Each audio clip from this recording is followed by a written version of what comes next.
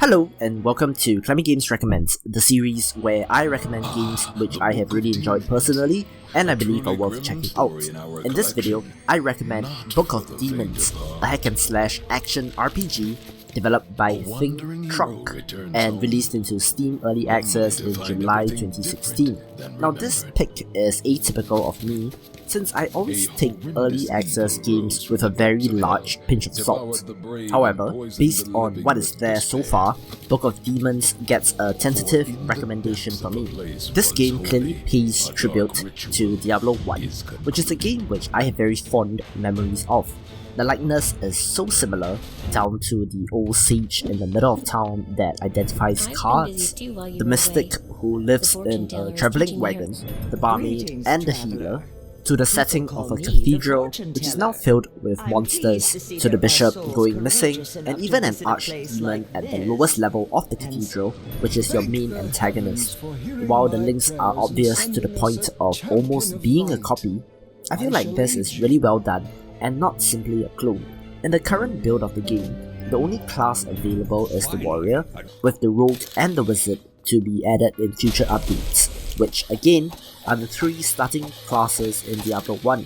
You move from level to level in the dungeon, clicking on enemies to deal damage, although there is an auto attack as well, which fires off at a much longer interval. The levels are designed in such a way that your character can only move along a track, while enemies are free to roam about. And while initially strange, I did eventually get used to this idea.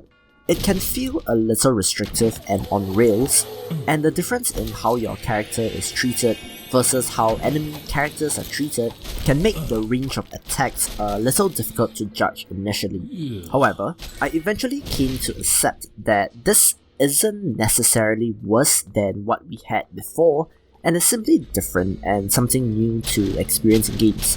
Enemy variety here is large, from the typical zombies, skeletons and necromancers, to exploding flying poisonous pigs, which is not something that you see everyday in games. Tactics must be used when dealing with different enemies, since poisoned ones do explode in a cloud of gas when defeated, for example. And there are even variants such as ranged enemies, shielded enemies, where you must click directly on the shield to break it before the enemy takes damage, and even enemies which cast spells which you can interrupt by clicking on the spell icons. As a result, the combat is really fun in a typical ARPG clickfest kind of way. One thing which is streamlined is the RPG statistics part of the equation. Rather than having to manage stat and skill points, in Book of Demons, leveling up simply grants you 1 point, which you can assign to either health or mana. Now you may be thinking, but the stat and skill assignment part of RPGs is what makes it fun. You know, you can customize your character, you have certain builds that you can come up with. So why should you play this simplified version? Well, the answer here is that instead of having these directly, these systems are folded into the core system in Book of Demons with the presence of cards. Cards here are items which you can find in the dungeon, and these broadly fall into three categories: equipment, items, and skills. Equipment are things like weapons and armor, which you can equip, but doing so does occupy a certain number of mana points, reducing your overall pool of mana. Items here are one-off usables, such as potions and scrolls, which can be recharged in town, while skills are what you would expect them to be, such as the mighty blow or a charging attack. All cards here can be upgraded with upgrade cards, and this forms the main progression system alongside your leveling. There's also the presence of the Flexi Scope system in the game, which allows you to customize your experience and to cater to your needs. Essentially, before starting a dungeon run, you can use the Flexi Scope to choose the size of the encounter and the estimated time it will take to complete, scaling appropriately for loot and difficulty.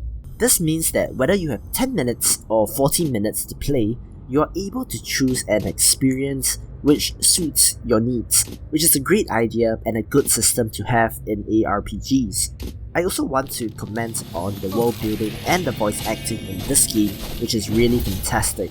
Everything about the atmosphere and the narrator and the individual characters simply oozes personality, even one which, many gamers will be familiar with.